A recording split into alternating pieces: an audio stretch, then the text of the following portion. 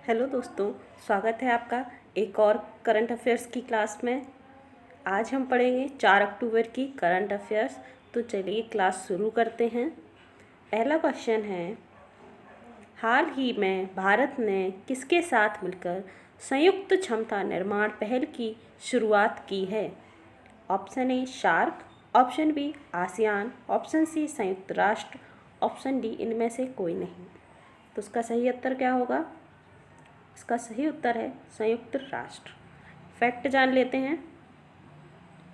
संयुक्त राष्ट्र संगठन का मुख्यालय अमेरिका के न्यूयॉर्क शहर में स्थित है। चलिए आगे बढ़ते हैं अगले क्वेश्चन की तरफ।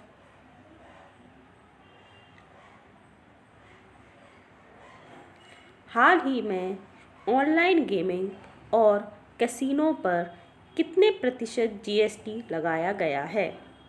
Option A 12%, option B 28%, option C 18%, option D 25%। इसका सही उत्तर क्या होगा? इसका सही उत्तर है 28%।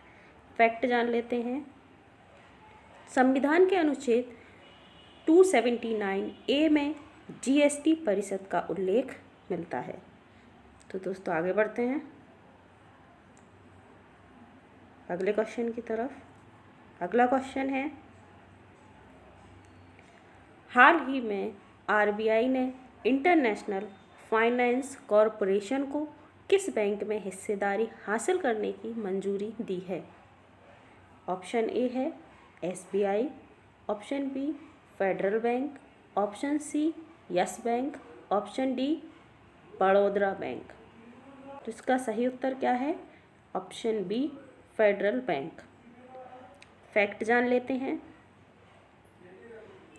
भारतीय रिजर्व बैंक की स्थापना 1934 के अधिनियम के अनुसार 1 अप्रैल 1935 को हुई थी। आगे बढ़ते हैं अगले क्वेश्चन की तरफ। हाल ही में किसके द्वारा GST Sahay invoice financing loans platform launch किया गया है? Option A SEBI, option B NITI Aayog, option C SIDBI, option D इनमें से कोई नहीं। तो इसका सही उत्तर क्या है? सिडबी। साथ ही सिडबी का फुल फॉर्म भारतीय लघु उद्योग विकास बैंक है। इसकी स्थापना 2 अप्रैल 1990 में भारत के एक अधिनियम द्वारा की गई थी। आगे बढ़ते हैं। हाल ही में किस देश ने सैफ पुरुष अंडर 19 चैंपियनशिप जीती है?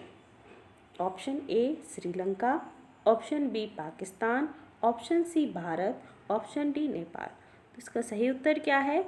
भारत। फैक्ट जान लेते हैं। भारत की अंडर 19 फुटबॉल टीम ने सैफ अंडर 19 फुटबॉल चैंपियनशिप के फाइनल में पाकिस्तान को हरा दिया है। आगे बढ़ते हैं अगले क्वेश्चन की तरफ।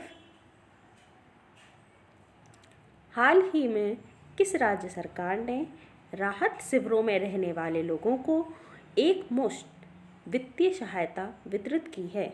Option A Mizoram, option B Manipur, option C Paschim Bengal, option D Uttarakhand. तो इसका सही उत्तर क्या है?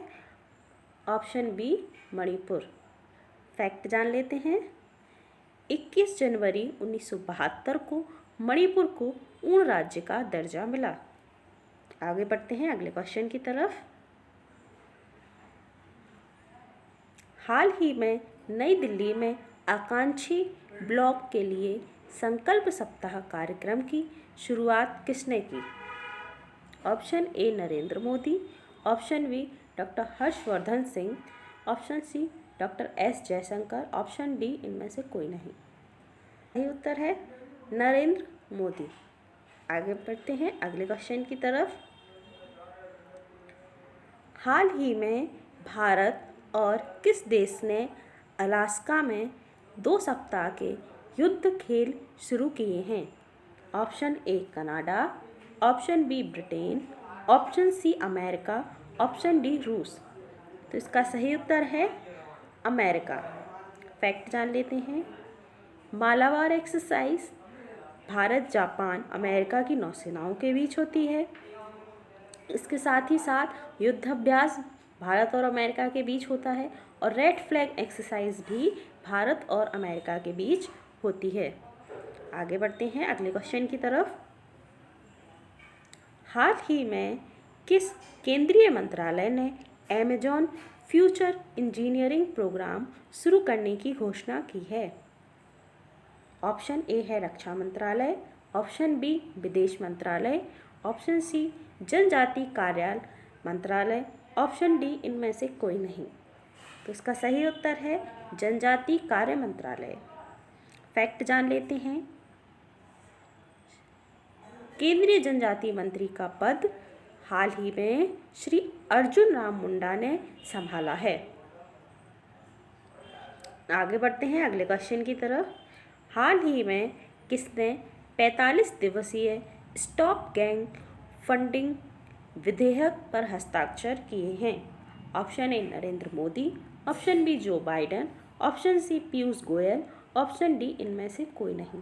तो इसका सही उत्तर है जो बाइडेन। साथ ही जान लेते हैं भारत और अमेरिका के बीच कौन सी एक्सरसाइज होती हैं। तो भारत और अमेरिका के बीच युद्ध अभ्यास होता है। एक एक्सरसाइज है रेड फ्लैग और कॉप। ये तीनों एक्सरसाइज भारत और अमेरिका के बीच की जाती हैं। दोस्तों, आज की क्लास में इतना ही। हमारी क्लास देखने के लिए बहुत बहुत धन्यवाद। मिलते हैं अगली क्लास में।